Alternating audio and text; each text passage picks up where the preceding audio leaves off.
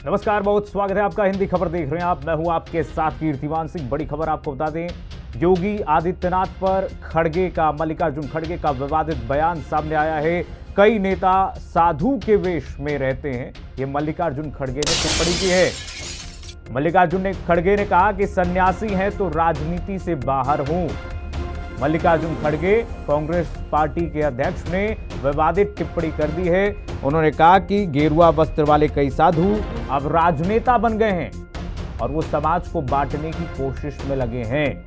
तो खड़गे के विवादित बोल पर अब लगातार पलटवार देखने को मिल रहा है।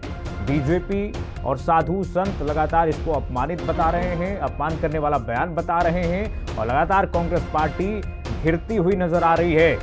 खड़गे ने कहा कि सन्यासी अगर कोई है तो उसको राजनीति से बाहर होना चाहिए। कई नेता साधु के वेश में रहते हैं, भगवा पहन के। तो सवाल इसी पे उठ रहा है कि आखिरकार कांग्रेस पार्टी ऐसा क्यों बार बार बयान दे रही है? साधु संतों का इससे अपमान नहीं हो रहा है क्या? इससे कांग्रेस पार्टी को आने वाले चुनाव में खतरा महसूस नहीं होगा क्या? सीएम योगी आदित्यनाथ पर खड़गे ने यह विवादित बयान दिया है। तो कांग्रेस अध्यक्ष मल्लिकार्जुन खड़गे ने उत्तर प्रदेश के मुख्यमंत्री योगी आदित्यनाथ पर विवादित बयान दिया। अब राजनीति और धार्मिक हलकों में और ये गर्मा गया है बयान। खड़गे ने योगी आदित्यनाथ के गेरुआ वस्त्र को लेकर एक विवादित टिप्पणी की थी, जिस पर भारतीय जनता पार्टी और उनके सहयोगी दलों के साथ ही संत समाज ने तीखी प्रतिक्रिया व्यक्त की है। दरअसल मल्लिकार्जुन खड़गे ने झारखंड में यूपी के सीएम योगी आदित्यनाथ और संतों को लेकर कहा था कि कई साधु अब राजनेता बन गए हैं और वे गेरुआ कपड़े पहनकर, गेरुआ वस्त्र पहनकर समाज में नफरत फैला रहे हैं और लोगों को बांटने की कोशिश कर रहे हैं। मल्लिकार्जुन खड़गे का यह बयान अब एक विवाद का रूप ले चुका है और इसे लेकर भाजपा और संत समाज की ओर से तीखी प्रतिक्रिया व्यक्त की जा रही है। मल्लिकार्जुन खड़गे पर धार्मिक भावनाओं को भड़काने का आरोप भी लग रहा है। तो बयान सुनाते हैं आपको और इसी मुद्दे पर चर्चा करेंगे। कौन एक साधु के बेस में रहते हैं, लेकिन अच्छे पॉलिटिशियंस बन गए हैं, चीफ मिनिस्टर भी बने हैं और उनका गेरुआ कपड़े पहनते हैं और सर पे बाल भी नहीं रखते। तो ऐसे एक नेता है जो बीजेपी ने पैदा की।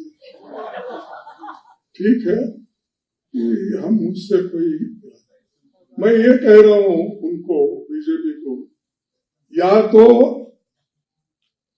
सफेद कपड़े डाल, या तो सन्यासी कपड़े डालते हो, गेरुआ डालते हो, पॉलिटिक्स से बाहर हो जाओ। रख रहे हैं।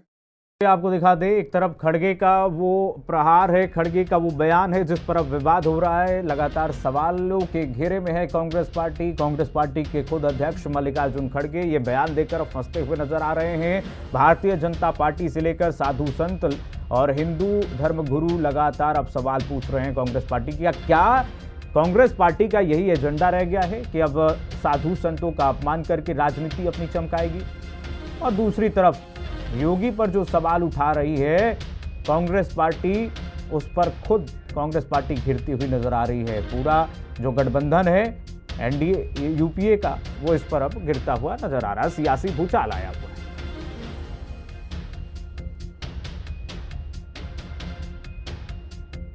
सनातन संस्कृति को चोट पहुंचाने वालों के खिलाफ जिस ढंग से मैं कह सकता हूं मुगल आक्रांताओं ने भारत की सनातन व्यवस्था को छिन्न भिन्न करने का असफल प्रयास किया था, फिर भी सनातन धर्म, सनातन संस्कृति आज पूरी दुनिया को दिशा दिखाने का काम कर रही है। कांग्रेस पार्टी को इसके लिए माफी मांगनी चाहिए और इस प्रकार की बयानबाजी को देश की जनता कभी स्वीकार नहीं करेगी। खड़गे साहब राष्ट्रीय पार्टी के अध्यक्ष हैं कांग्रेस, और जिस प्रकार की उन्होंने भाषा का इस्तेमाल किया ये उचित नहीं है। लेकिन खड़गे साहब, आपको खाली इतना ही कहना चाहता हूं कि घेरुआ वस्त्र पहनना सबकी बात नहीं है।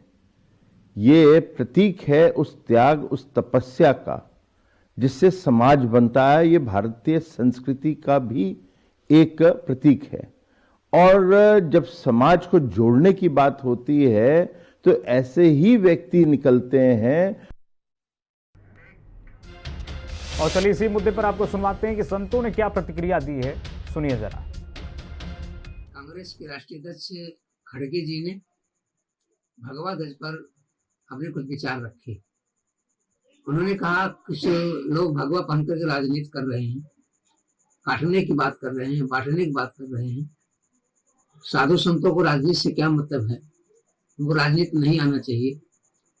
जिन लोगों के सर पे बाल नहीं है वो भी राजनीति कर रहे हैं। तो मैं खड़गे जी आपसे निवेदन करना चाहता हूं कि आपके नाम में खड़गे लगा है, तो खड़ग कहता है तलवार को, काटने का काम तलवार करता है।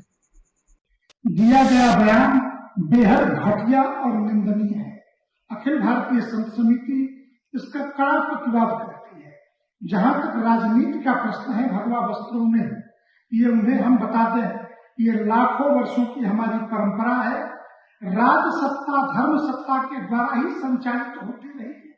और जब मल्लिकार्जुन खड़गे घुटने के बल चलना सीख रहे थे, उस समय गोरक्षनाथ के महंत दिग्विजयनाथ जी अर्थात योगी जी के दादा गुरु सांसद हुआ करते थे गोरखपुर के। इसलिए तीसरी पीढ़ी राजनीति में है आदित्यनाथ जी। और चलिए इसी मुद्दे पर चर्चा करते हैं। हमारे साथ मेहमान जुड़ गए देवेंद्र त्यागी, नेता बीजेपी, बहुत स्वागत है देवेंद्र जी। यश श्रीवास्तव, प्रवक्ता कांग्रेस, यश जी बहुत स्वागत है। डॉक्टर डीपी यादव, प्रवक्ता सपा समाजवादी पार्टी के हमारे साथ जुड़ गए हैं। चक्रपाणी महाराज जी, हिंदू धर्मगुरु हमारे साथ जुड़े हैं। चक्रपाणी महाराज जी, आपका बहुत स्वागत है हिंदी खबर पर। सबसे पहले चक्रपाणी जी आपसे ही, आखिरकार चलिए कांग्रेस पार्टी के पास चल लेते हैं। यश श्रीवास्तव जी हमारे साथ जुड़े हुए हैं। यश जी, आखिरकार ये ट्रेंड क्यों बन गया है कि आप लोग संत और साधुओं का लगातार अपमान आपकी पार्टी कर रही है? एजेंडा बन गया है क्या, ट्रेंड बन गया है क्या कांग्रेस पार्टी का? ऐसे बयान दे करके आप लोग लाइमलाइट में अपने पार्टी को भाई साहब सुनिए मेरी बात। अब आप सबसे पहली बात तो यह है कि संत साधु योगियों का अपमान बीजेपी ने किया है। साधु संत योगी वो लोग होते हैं जो सब मोह माया लोभ लालच सब कुछ त्याग के, और खासकर से ईर्ष्या द्वेष और नफरत त्याग के ईश्वर की भक्ति में और साधना में लीन हो जाते हैं। जिस आदमी को सत्ता पे भी बैठना है, उसको जब बोले तब नफरत ही फैलानी है, हिंदू मुसलमान करना है, वो व्यक्ति संत नहीं है। और खड़गे जी ने ये जो कदम उठाया है, ये इस समय 21वीं सदी में भारत की जन जागृति की तरफ एक बहुत बड़ा कदम है। साधु संत वेश में कोई भी आ सकता है, इस बात का प्रमाण एंकर महोदय कीर्तिमान जी रामायण में भी हमने देख लिया। रावण भी साधु वेश धर के सीता माता को हरने आया था, और जब माता सीता ने रेखा के पीछे से भिक्षा देने की बात कही, तब रावण ने भी ऐसे ही नौटंकी करी थी जैसे आज बीजेपी वाले करते हैं। और उसका नतीजा यही हुआ कि माता सीता ने रेखा पार की और रावण ने उनका हरण किया। उसमें सनातन को, उसमें भगवा को, उसमें साधु संत को आप लोग लपेट क्यों रहे हैं? बात सुनिए, जो राजनीति कर रहा है उसमें बोलिए। नफरत बांटते हैं, सिर्फ नफरत बांटते हैं और अपने आप को योगी संत महात्मा धर्मगुरु बताते हैं। मुझे बताइए मणिपुर में कोई योगी क्यों नहीं खड़ा हुआ जाके, कोई संत क्यों नहीं खड़ा हुआ? नहीं, आप मुझे ये बताइए यश जी कि खड़गे जी का बयान आपने सुना है? उसमें वो कहते हुए नजर आए कि जिसके सिर पे बाल नहीं है, जिसके सिर पे बाल नहीं होता है, वो सब आज देश को बांटने में जुटे हुए हैं। ये बयान क्या इंगित करता है? आप ये बताइए कि आप अजय सिंह बिष्ट जी को कब चैलेंज करेंगे, जब वो हिंदू मुसलमान करते हैं भारत में खड़े होके, जब वो ये कहते हैं कि राम नाम सत्य निकलेगी और ये होगा वो होगा, तब कोई क्यों नहीं चैलेंज करता? आपकी मीडिया रिपोर्ट बता रही कांग्रेस गिर गई, बीजेपी कब गिरेगी?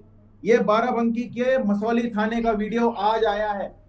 ये बिष्ट जी की पुलिस है जो महिलाओं को गोली मारने की धमकी दे रही है, सड़क पे गालियां बक रही है। ये संतों का आचरण है। ये इस आचरण पे कब बोलेंगे आप कि बीजेपी घिर रही है, बीजेपी की साख गिर रही? कब बोलेंगे आप? हर बात पे कांग्रेस की साख गिर रही है। अरे आपकी पार्टी की तरफ से आप लगातार देख रहे हैं कि ऐसे बयान सामने आ रहे हैं। द्वेष कब खत्म होगा इस देश से? यदि सत्ता में बैठे हुए लोग रोज के रोज उठा के हिंदू मुस्लिम करेंगे, क्यों ना बोले हम? एक आदमी जो अपने आप को योगी कहता है, वो दिन रात नहीं बोलिए, नहीं आप बोलिए, आपको कौन रोका है? बोलिए। लेकिन संतों का अपमान इस तरीके से कि जिसके सिर पे बाल नहीं होता है, ये कौन सा बयान है भाई? बाबा है जो लकड़ी की एक झंडा जैसी चीज लेके खड़े हो जाते हैं, चाहे जिसकी सुपारी बांटते रहते हैं। ये सुपारी बांटना संतों का काम है क्या? देखा है आपने? बताइए मुझे। महर्षि वाल्मीकि से लेके आज तक संतों का काम ये है कि इसकी जुबान काट दो, इसका सिर काट दो, हम पैसा देंगे। इनको संत माने? हम नहीं मानेंगे। हम हिंदू हैं और नफरत करने वाले को संत नहीं मानेंगे। पूरी कांग्रेस पार्टी खड़गे जी के बयान के साथ है। हाँ। और जिस तरीके से हमने अंधविश्वास को सन 90 में खत्म किया था, उसी तरह पूरी कांग्रेस पार्टी फिर से अंधविश्वास को खत्म करेगी। ठीक है, अंधविश्वास को खत्म करेगी। जवाब लेते हैं देवेंद्र त्यागी जी से। देवेंद्र जी, देखिए, सही मायने में खड़गे जी अपना आपा खो बैठे हैं और उन्होंने जो स्टेटमेंट दिया है उसके लिए पूरी कांग्रेस और राहुल गांधी जी को देश के सामने आके माफी मांगनी चाहिए, क्योंकि ये देश नहीं के पूरे मांगेंगे, सनातन नरेंद्र का, मोदी मांगे माफी। देश के पूरे सनातन का अपमान है, देश की पूरी साधु जनता का अपमान है और देश के लोकतंत्र का सीधा सीधा अपमान है।